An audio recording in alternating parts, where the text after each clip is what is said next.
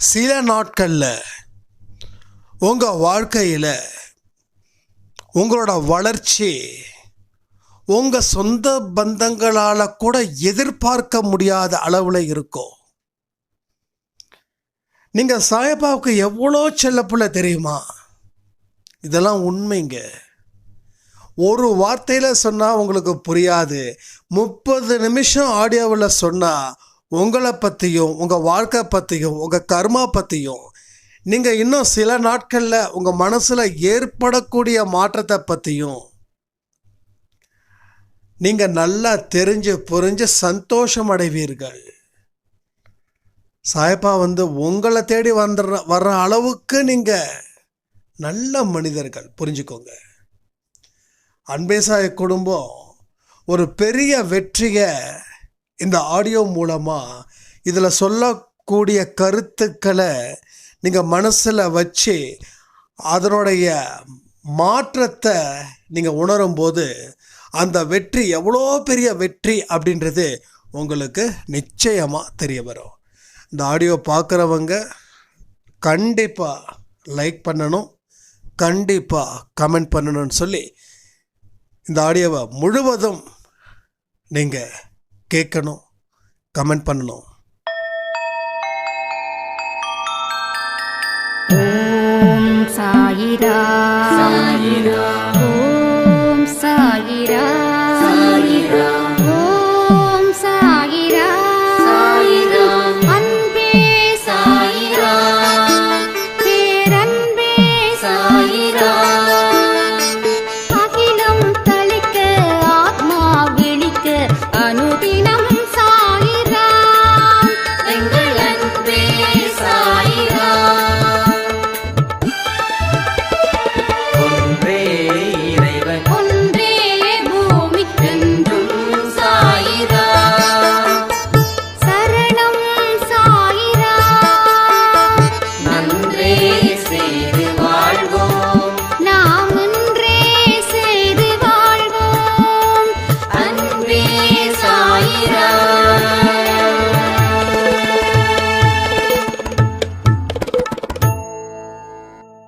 சாயிரா. என் உயிரின் உயிரானவர்களே, மற்றவங்க என்ன மதிக்கலை, இதுக்கு மேலே வாழ்வது என்ன புண்ணியம், கடவுளுக்கு கூட எனக்கு உதவி செய்யணும்னு மனசு இல்லை, நினைக்கல அப்படின்னு ஓன்னு கதறவங்களை நாம் நிறைய பார்த்துருக்கோம். கடவுள் அப்படி என்ன கைவிட்டுட்டாரு? அவ்வளோ பெரிய பாவத்தை செஞ்சால் கைவிடுவார். ஆனால் நீங்கள் அவ்வளோ பெரிய பாவத்தையா செஞ்சீங்க? நீங்கள் பாவத்தை செய்யலை, அதை நான் உறுதியாக சொல்ல முடியும்.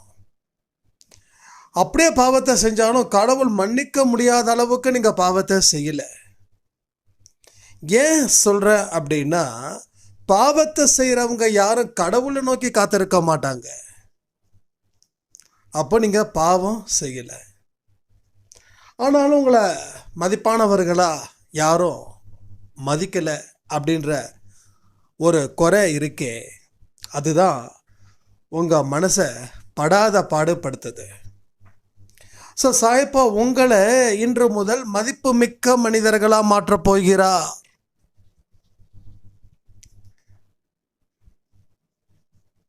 உங்கள் சொல்லுக்கு கட்டுப்பட போகிறவங்க நிறைய பேர். நீங்கள் என்ன சொன்னாலும் மதிப்பாங்க. இனி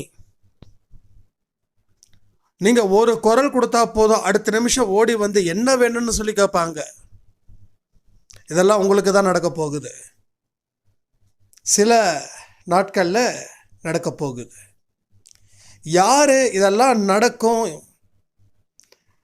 என் வாழ்க்கையில் எல்லாரும் என்னை உயர்த்துவாங்க, உயர்த்துற மாதிரி நான் நடந்துப்பேன் அப்படின்னு சொல்கிறவங்க கமெண்ட் பண்ணிவிட்டு ஒரு லைக் பண்ணிவிட்டு இந்த ஆடியோவை கண்டினியூ பண்ணுங்கள். சில விஷயத்தை, அடிப்படையான விஷயத்தை நம்ம புரிஞ்சுக்கணும். முதல் ஒரு விஷயத்தை நீங்கள் தெளிவாக கிளியராக புரிஞ்சுக்கோங்க. என்னன்னா, ஒன்று,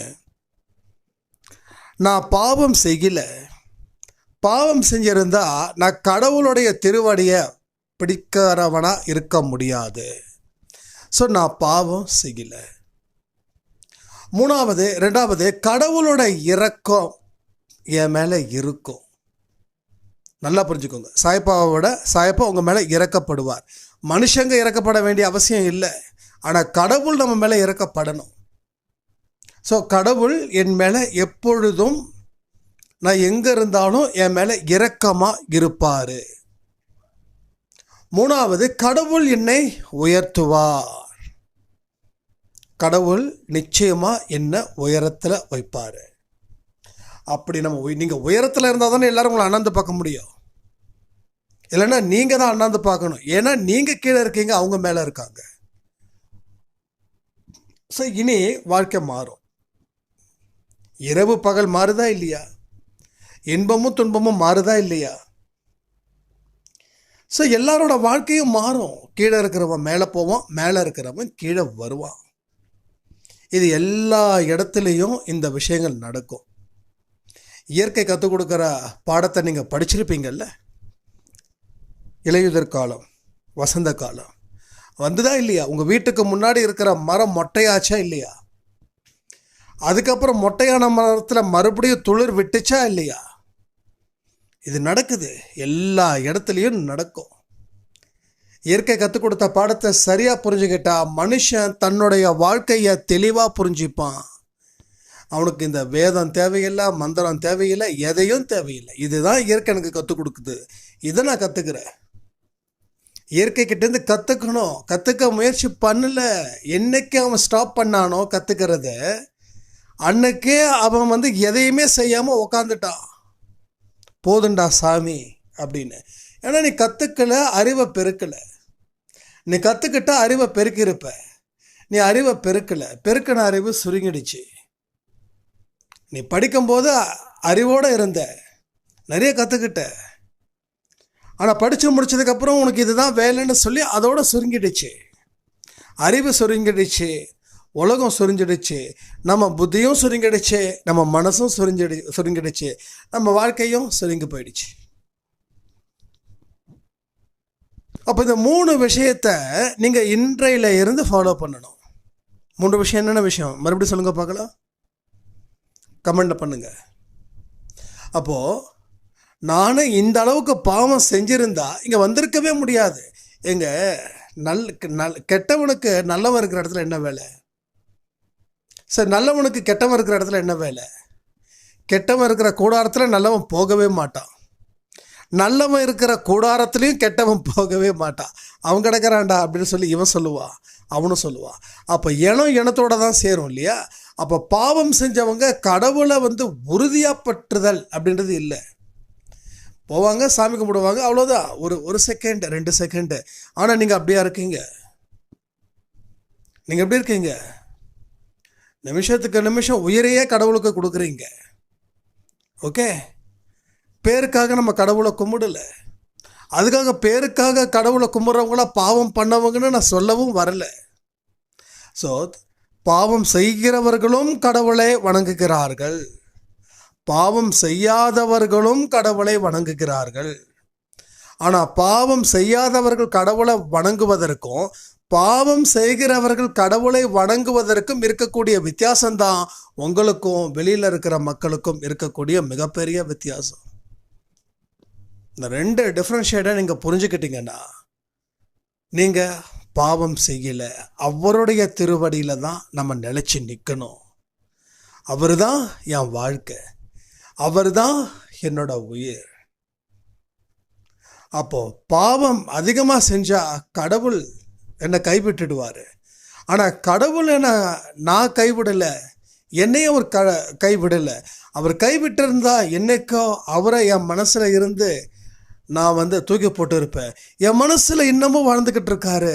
அப்போ அவருடைய விருப்பத்தின்படி தான் அவர் என்னோட மனசில் இருக்காரே தவிர என்னுடைய விருப்பத்தின்படி அப்படின்றது இல்லை. இப்போது நம்ம என்ன தான் நம்ம விருப்பமாக ஒரு கெஸ்ட்டை நம்ம வீட்டுக்கு கூப்பிட்டு நீங்கள் இங்கே தான் இருக்கணும்னு சொன்னாலும் அவர் விருப்பப்பட்டால் தான் நீங்கள் எதிர்பார்க்குற மாதிரி அவர் உங்கள் வீட்டில் இருப்பார் இல்லையா? அப்போ அவர் போகிறேன்னு சொன்னார், நீங்கள் விட்டு தான் ஆகணும். அவரை அடிமைப்படுத்தி நீங்கள் வச்சுருக்க முடியாது. அப்போது சாயப்பா உங்கள் மனசில் அவர் இருக்கிறாருன்னா அவர் விருப்பப்பட்டு வந்திருக்காரு. அப்போ நீங்கள் பாவம் செய்யலை. பாவம் செஞ்ச கரைகளை அகற்றுவதற்கும் புதுசாக புண்ணியத்தை உருவாக்கி உங்கள் வாழ்க்கையோட உயர்வை கொண்டு வருவதற்கும் தான் அவர் உங்கள் மனசில் இருக்கார். அப்போது அவர் உங்கள் மேலே இரக்கமாக இருக்கார். உங்கள் மேலே கோபமாக இல்லை. கோபமாக இருந்தால் எனக்கும் கிளம்பியிருப்பார். இரக்கமாக இருக்கிறார். இரக்கமாக இருக்கிறாருன்னா என்ன அர்த்தம்? கமெண்ட் பண்ணுறீங்களா? இரக்கமாக இருக்கிறாருன்னா என்ன அர்த்தம்? இப்போ உங்களுக்கு பிடிச்சவங்க, ரொம்ப நல்லவங்க, அவங்களுக்கு ஏதாவது ஒரு துன்பம் வந்துச்சுன்னா நீங்கள் அவங்க மேலே கோபமாக இருப்பீங்களா இல்லை இரக்கமாக இருப்பீங்களா? அன்புன்றது வேற, அன்பை தாண்டினது இரக்கம்.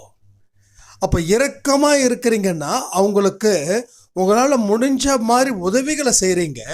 ரெண்டாவது, அந்த துன்பத்தில் இருந்து காப்பாற்றுவதற்கு என்னென்ன முயற்சிகளை செய்ய முடியுமோ அத்தனை முயற்சிகளும் நீங்கள் செய்கிறீங்க. அப்போது அவங்களுக்கு நீங்கள் இருக்கீங்கன்ற ஒரு நம்பிக்கை இருக்கு. உங்களுக்கும் அவங்கள என்னைக்கும் கைவிடக்கூடாது, நம்மளை முடிஞ்ச அளவுக்கு அவங்களுக்கு உதவிகள் செய்யணும்னு நினைக்கிறீங்க. அப்போ நீங்கள் அவங்க மேலே இரக்கமாக இருக்கீங்க. அதே போல தான் கடவுள் நம்ம மேலே இரக்கமாக இருக்கிறார். அப்போ கடவுள் உங்கள் மேலே இரக்கமாக இருக்கிறார். அதுவே நமக்கு மிகப்பெரிய சேலஞ்ச். அப்போ இரக்கமாக இருக்கிற கடவுள் என்ன பண்ணுவார்? உங்களை உயரத்தில் உட்கார வைப்பார். உங்கள் அண்ணாந்து பார்க்குற அளவுக்கு, மற்றவர்கள் அண்ணாந்து பார்க்கிற அளவுக்கு உங்களை ஒரு உயர்ந்த இடத்துல உட்கார வச்சு அழகு பார்க்க போகிறார். இந்த 3 விஷயங்களும் நடந்துக்கிட்டு இருக்குது. கடைசி விஷயம் மட்டும் நடக்க போகுது. அது ஏன் நடக்காமல் இருக்குது? காரணம் இருக்கணும்ல.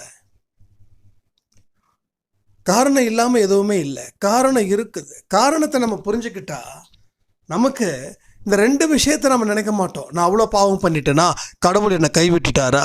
அவர் உங்கள் மேலே இரக்கமாக இருக்கும்போது எப்படி உங்களை கைவிடுவார்? அவர் உங்கள் மனசில் குடியிருக்கும் போது நீங்கள் எங்கே பாவம் செஞ்சீங்க? செஞ்ச பாவத்தை தண்டனையாக அனுபவிச்சுட்டு இருக்கிறது தான் இதனோட நேரம். தப்பு செஞ்சவன் தண்டனையை அனுபவிக்கணும். அப்போ நீங்கள் சொல்லலாம், இல்லை என் வாழ்க்கையில் கெடுத்தவன் நிறைய பேர், என் வாழ்க்கையை என்னை ஏமாத்தினவன் நிறைய பேர், நான் நடுத்தரு, அவனோ மாளிகை. மாறும், காலம் மாறும். அவன் எங்கே உட்காந்து கால் மேலே கால் போட்டோன்னா அந்த இடத்துல நீங்கள் போவீங்க, உங்கள் இடத்துல அவன் வருவான். இதை தான் நான் சொன்னேன். கீழே இருக்கிறவன் மேலே போவான், மேலே இருக்கிறவன் கீழே வருவான். இது நடந்தே தீரும், வந்தே தீரும். அதனால் அவங்க கிடக்கிறான் இவங்க கிடக்கிறான்னு நினைக்கக்கூடாது. அப்படி நினச்சா அது ரொம்ப தப்பு. நாம் எங்கே இருக்கிறோம், நமக்கு எந்த வகையில் கடவுளோட சப்போர்ட் கிடைக்குன்றது தான் நாம் நினைக்கணும். ஸோ மற்றவனை நினைக்கிறது அவன் வேலை கிடையாது. அவன் போன ஜென்மத்தில் 1000 பேருக்கு இல்லை, கோடி பேருக்கு நல்லது செஞ்சான். அப்போ அதனுடைய பலனை அவன் அனுபவிக்கிறான். இப்பயும் அனுபவிப்பான், அடுத்த ஜென்மத்திலையும் அனுபவிப்பான். ஆனால்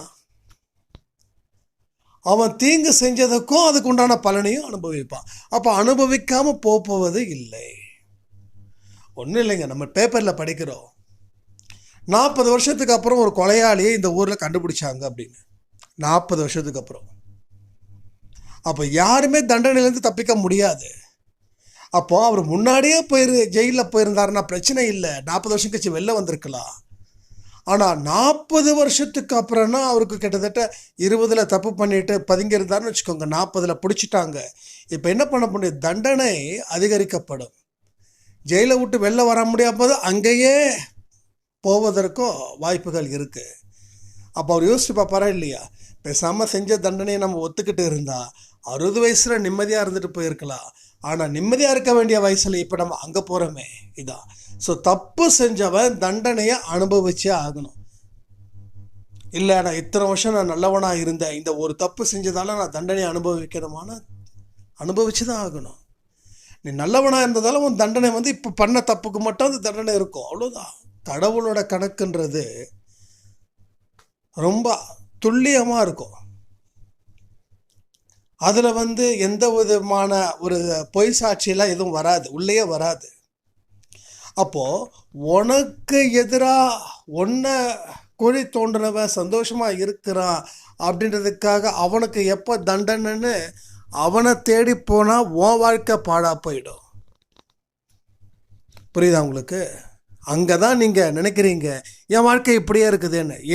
ஏன் நினைக்கிறீங்கன்னா இன்னொருத்தவனை வச்சு கம்பேர் பண்ணுறீங்க.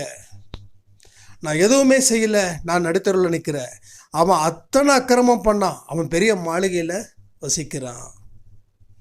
இதை வச்சு தான் உங்களுக்கு கம்பேரிஷன். நான் போச்சு, என் வாழ்க்கை போச்சு, நான் நடுத்தருவில் இருக்கேன். நீங்கள் யார் அவனுக்கு தண்டனை கொடுக்க? நீங்கள் யார் அவன் வாழ்க்கை இப்படி இருக்குதுன்னு தீர்மானிக்க? நாம் எந்த பவர்ஸும் நமக்கு இல்லை. புரியுதா? நமக்கு எந்த பவர்ஸும் இல்லை. அதான் இன்னைக்கு இருக்கிற சட்டமும் சொல்லுது. பழிக்கு பழி வாங்கணுன்றதெல்லாம் இல்லை. அதுக்கு கவர்மெண்ட் இருக்குது, சட்டம் இருக்குது, நீதி இருக்குது, நீதிபதி இருக்காங்க, போலீஸ் இருக்குது, எல்லாமே இருக்காங்க. அவன் அடித்தாண்டுக்காக நீயும் அடிக்கக்கூடாது, அவன் உதைச்சாண்டுக்க நீயும் உதைக்கக்கூடாது. கண்ணுக்கு கண் பல்லுக்கு பல் இங்கே கிடையாது. அதுக்குன்னு ஒரு சட்டம் இருக்குது, அதுக்குன்னு போலீஸ் இருக்குது, அதுக்குன்னு ஜட்ஜ் இருக்காங்க. அவங்க பார்த்து அவங்க தண்டனை கொடுப்பாங்க. அது உன் வேலை கிடையாது. இதே போல தான் ஆன்மீக வாழ்க்கையும். உன்னோட வேலை எதுவோ அதை மட்டும் நீ பார்த்தாதான் கடவுள் உன் கூடவே இருக்கிறாரா இல்லையான்னு உனக்கு தெரியும். நீ உன்னை தாண்டி, உன் வாழ்க்கையை தாண்டி, உன்னோட செயலை தாண்டி, உன் எண்ணத்தை தாண்டி நீ மற்றவங்களை தான் பார்த்துக்கிட்டு இருக்க. ஸோ உனக்காக நீ வாழலை. அவன் எப்படி சிரிக்கிறான்னு பார்த்து வாழ்ந்துக்கிட்டு இருக்க. அவன் அழுவுறானா நீ சிரிக்கிற, அவன் சிரிச்சா நீ அழுவுற. அப்போ உனக்கான உண்மையான அழுகை எது, உண்மையான சிரிப்பு எது? நீ அடுத்தவனுக்காக தான் சிரிக்கிற, அடுத்தவனுக்காக தான் அழுவுற. உன்னோட எதிரி மோசமான நிலையில் இருந்தானா உனக்கு சந்தோஷம் பொங்குது, ஆனந்த தாண்டவம் ஆடுற. ஆனால் உன் எதிரி சிரிச்சிட்டானா உனக்கு தாங்கிக்க முடியல. கடைசியில் ஃபைனலாக இதுக்கு சம்மந்தமே இல்லாதவரை சம்மந்தப்படுத்துகிற. யார்? சாயப்பா வந்து எனக்கு எதுவுமே செய்யலை, எனக்கு எதுவுமே உதவி பண்ணலை, என் குழந்தைங்களை பார்க்கல, நல்ல மனுஷனுக்கு வாழ்க்கையே இல்லைன்ற ஒரு நிலையை நாம் எழுதுகிறோம். நம்மளோட வாழ்க்கையில் இருக்கக்கூடிய ஜட்ஜ்மெண்ட்டு நாம் எழுதிக்கிறோம். அதை எழுதுனதை வச்சு தான் உங்கள் வாழ்க்கையே நீங்கள் வைக்கிறீங்க. இப்போ சொல்லுங்கள், கடவுளை உங்கள் தலையெழுத்து எழுதுகிறாரு. உங்கள் தலையெழுத்தை எழுதுனது யாருன்னா நீங்கள் தான். நீங்கள் தான் ரொம்ப சிறப்பாக, அழகாக, அற்புதமாக, தப்பு தப்பாக எழுதிக்கிட்டு இருக்கீங்க. ஸோ வாழ்க்கையை தீர்மானிப்பது யார்? உங்கள் எதிரி இல்லை, உங்கள் பேரண்ட்ஸ் இல்லை, உங்கள் ஃப்ரெண்ட்ஸ் கிடையாது. நீங்கள் தான் உங்கள் வாழ்க்கையை அழகாக தீர்மானிக்கிறீங்க. ஆனால் அது தப்பாக நடக்குது. அப்போ எழுத்தை மாற்றி எழுதி பாருங்களேன். உங்கள் எழுத்தை நீங்கள் மாற்றி எழுதுங்க. இந்த விஷயத்தை நீங்கள் தொடர்ந்து நினச்சிங்கன்னா உங்கள் வாழ்க்கையில் பெரிய மாற்றத்தை சாயப்பா நிச்சயமாக உண்டு பண்ணுவார். 100% கன்ஃபார்ம். நான் சொல்கிறதால மட்டும் நீங்கள் ஒத்துக்க வேண்டாங்க. நான் சொன்னதில் என்ன தப்பு இருக்குதுன்றதை மட்டும் யோசிச்சு பாருங்க. நீங்கள் பாவம் செய்தவர்களா? ஒரு காலத்தில் செஞ்சுருக்கலாம், இப்போ நீங்கள் பாவம் செய்கிறீங்களா? கமெண்ட் பண்ணுங்க. எதுக்கு நான் உங்களை யோசிக்க நேரம் கொடுக்கணும்? இப்போயே நான் கேட்குறேன், ஆன்சர் பண்ணுங்க. நீங்கள் உங்கள் வாழ்க்கையில் தொடர்ந்து பாவம் செஞ்சுக்கிட்டே இருக்கீங்களா? ஆமானா ஆமான்னு சொல்லுங்கள், இல்லைன்னா இல்லைன்னு சொல்லுங்கள். அதாவது நீங்கள் மோசமான பாவத்தை செஞ்சு கடவுள் உங்களை விட்டுட்டு போகிற அளவுக்கு நீங்கள் பெரிய பெரிய பாவங்களை செய்கிறீங்களா? அப்போ கடவுள் உங்கள் மேலே இப்போ வரைக்கும் இரக்கமாக இல்லைன்னு நம்புறீங்களா? அப்போ நீங்கள் பாவம் செஞ்சால் உங்கள் மேலே இரக்கமாக இருக்க மாட்டார். பாவம் செய்யலைன்னா இரக்கமாக இருப்பார். இப்போ அவர் உங்கள் மேலே இரக்கமாக இருக்கிறாரா இல்லையா? கமெண்ட் பண்ணுங்க. இது நம்ம பேசியே முடிச்சிடணும். இன்றைக்கி பஞ்சாயத்தை பண்ணிடலாம் நமக்கும் சாயப்பாவுக்கும் இருக்கிறது. நானும் உங்கள் மூலமாக அவர்கிட்ட நிறைய கேள்விகள் கேட்குறேன். இப்போயே நான் கேட்குறேன் சாயப்பா கிட்ட, சாயப்பா நாங்கள் என்ன அவ்வளோ பாவமாக செஞ்சிட்டோம்? சாயப்பா நாங்கள் என்ன அவ்வளோ கொடுமையான விஷயத்த செஞ்சுக்கிட்டு இங்கே நல்லவன் மாதிரி உங்ககிட்ட நடிச்சுக்கிட்டா இருக்கோம்? சாயப்பா ஏன் எங்கள் மேலே இரக்கமாக இல்லை? என் வாழ்க்கையில் என்னைக்கும் மதிப்பில்லாத மனுஷனா நான் பைத்தியக்காரனாக தான் இருக்கணுமா சாயப்பா? இதான் உன்னுடைய விருப்பமா? நான் இப்படி இருந்தால் தான் நீ சந்தோஷமாக இருப்பியா? எல்லாரும் என்னை அசிங்கப்படுத்துகிறாங்க, கேவலப்படுத்துகிறாங்க, என்னோட வாழ்க்கையை அழிக்கணும்னு நினைக்கிறாங்க. ஆனால் நீயும் அதெல்லாம் பார்த்து ரசிச்சுட்டு இருக்கியா சாயப்பா? இப்படி உங்கள் மூலமாக நான் கேட்குறேங்க அவரை. இப்படி தானே நீங்கள் கேட்குறீங்க? இல்லை, இது மாதிரியான விஷயத்தை தானே மனசில் வச்சுருக்கீங்க. இப்போ உங்கள் சார்பாக நான் கேட்டுட்டேன். அவரும் அவரோட சார்பாக அந்த பதிலை சொல்லிட்டாரு. எப்பா நீ பாவமே செய்யலையே, அப்புறம் ஏன் நீ ஃபீல் பண்ணுற? நீ பாவம் செய்யலை, அதனால் நான் உன் கூட தான் இருக்கேன். ஆனால் நீயா உன் வாழ்க்கையில் உன்னோட எதிரியை பார்த்து பார்த்து உன் வாழ்க்கையை நீ எழுதிக்கிட்டு இருக்க. உன்னோட எதிரியோட வச்சு தான் உன் வாழ்க்கையை நீ எழுதிட்டு இருக்க. அப்போ உன் எதிரி சிரிச்சான் அப்படின்னா உன் வாழ்க்கையை அழிவை நோக்கி கொண்டு போயிட்டு இருக்க. இதுக்கு நான் எப்படி காரணம்? அவர் உங்ககிட்ட நம்ம கேட்ட கேள்விக்கே அவர் ஆன்சர் பண்ணிட்டார். பாருங்க, எல்லா மனுஷனும் ஏன் இப்படி அப்படின்னா எல்லாத்தையும் சொல்லிட்டு கடைசியில ஒரு நபரை சொல்லுவாங்க, இவன் தான், அதுதான். அதை வச்சுதான் இவங்க எல்லாத்தையும் எழுதுறாங்க. எப்படி ஒரு புள்ளி புள்ளியா வச்சு ஒரு கோலம் போடுறீங்களோ அதே மாதிரி அந்த ஒரு புள்ளியில தான் அந்த வாழ்க்கை, அந்த ஒரு புள்ளி தான் அந்த மனுஷன்.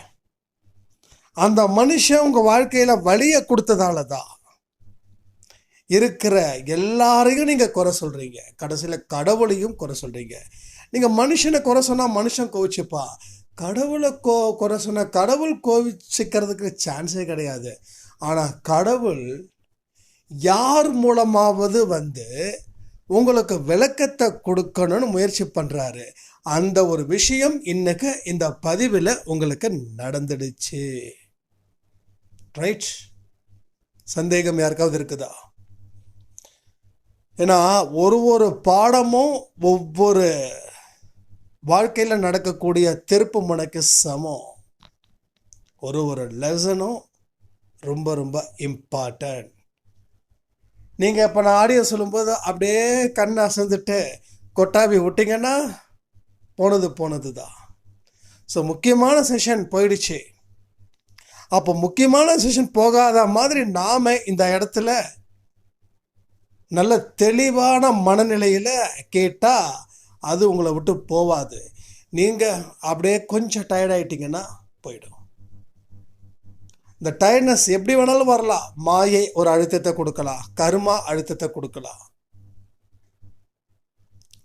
ஆனால் அதனோட அழுத்தத்தை நம்ம எங்கே சமாளிக்கணும்னா நாம் ஸ்ட்ராங்காக இருந்தால் அது அதனுடைய தாக்கத்தை குறைக்கலாம். நாம் பலகீனமாக இருந்தால் அதனோட தாக்கம் அதிகரிக்கும். உடம்புக்கு ஒரு நோய் வருதுன்னா என்ன அர்த்தம்? உடம்புல எதிர்ப்பு சக்தி குறையுது, அதனால நோயின் தாக்கம் அதிகரிச்சுது. எதிர்ப்பு சக்தி அதிகரிச்சதுன்னா நோயோட தாக்கம் குறையும்.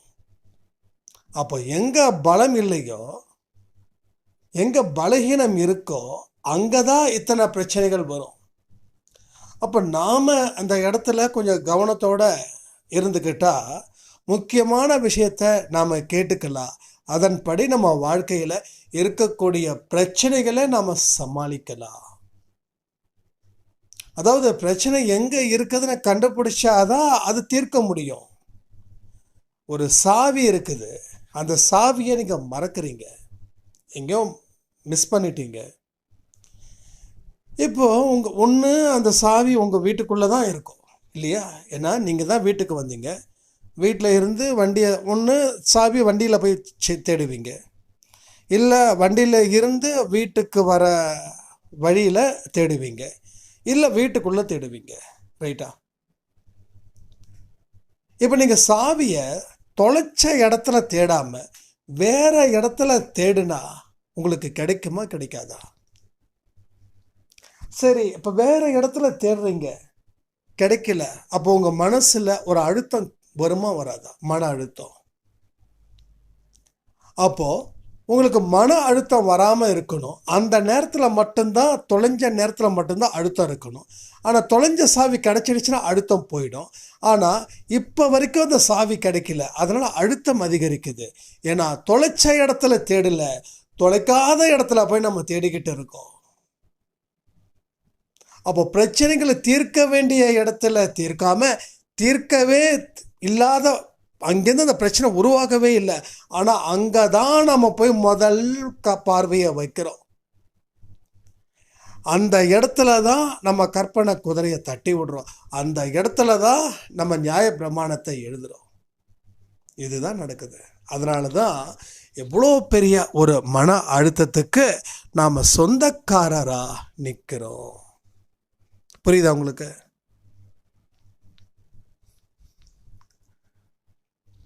சரி, இதெல்லாம் நடந்துச்சு. இந்த 3 விஷயத்தை நீங்கள் என்ன செய்ய போகிறீங்க? ஓகே, ரொம்ப சந்தோஷம். இப்போ இந்த 3 விஷயத்தை செய்ய வர்றதுக்கு அப்புறம் உங்கள் லைஃபு நீங்கள் முழு மனதோடு செஞ்சீங்கன்னா உங்கள் லைஃப் எப்படி இருக்கும் தெரியுமா? நீங்கள் ஒரு மதிப்புள்ள மனுஷன் அப்படின்ற உண்மை இந்த 3 விஷயத்தை செய்யும்போது அனுபவ ரீதியாக அதை உங்களுக்கு கிடைக்கும். கடவுள் என் கூட இருக்காரு, கடவுள் என் மேலே இரக்கமாக இருக்காரு, கடவுள் நான் வாழ்க்கையில் உயரணும்னு அவர் விரும்புகிறாரு, கடவுள் நான் உயரணுன்றதுக்கு அத்தனை உதவிகளும் அவர் தான் செய்கிறாரு.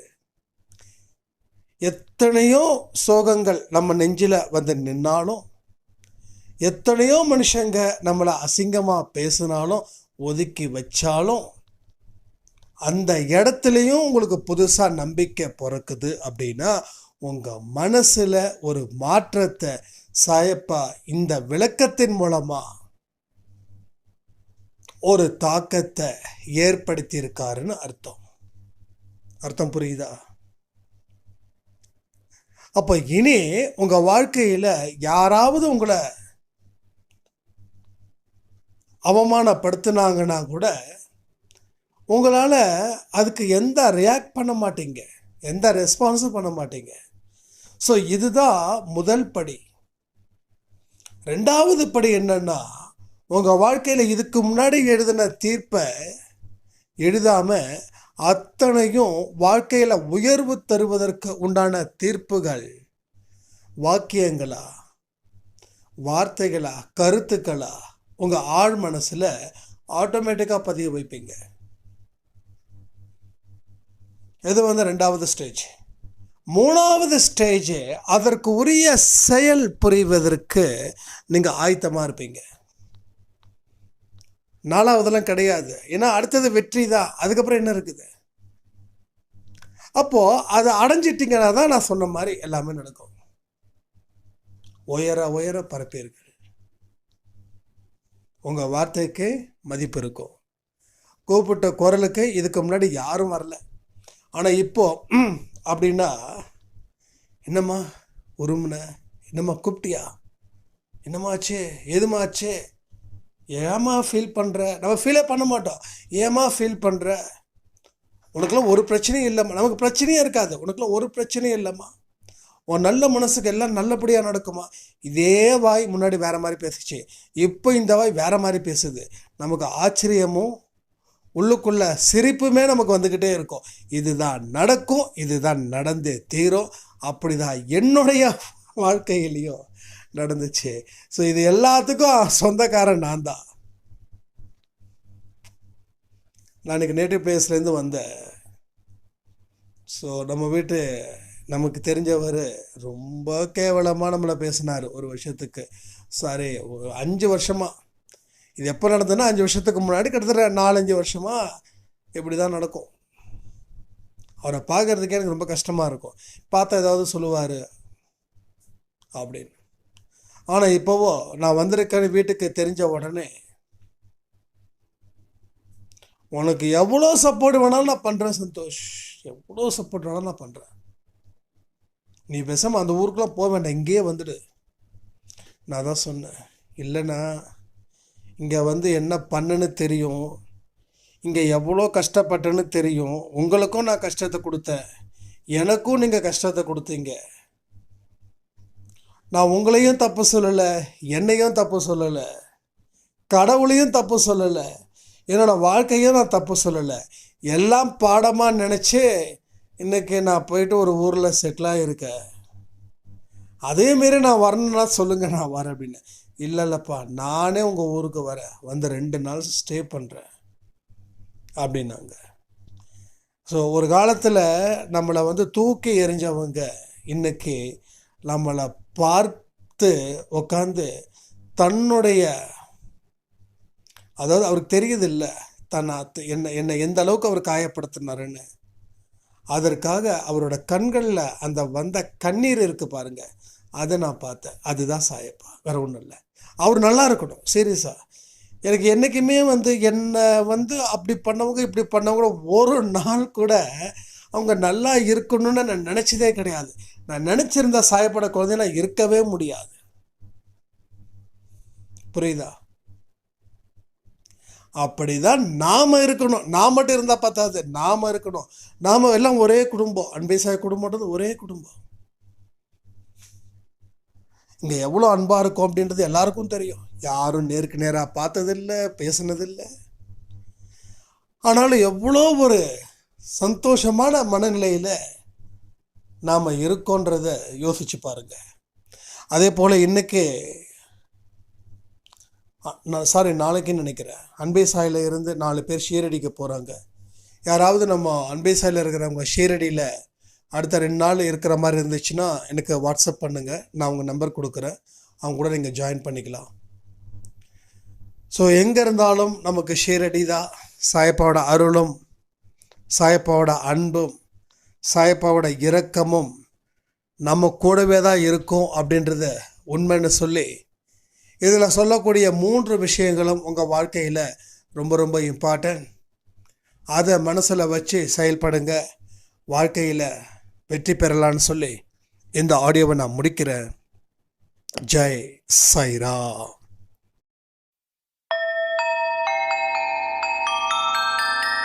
ஓம் சாயிராம்.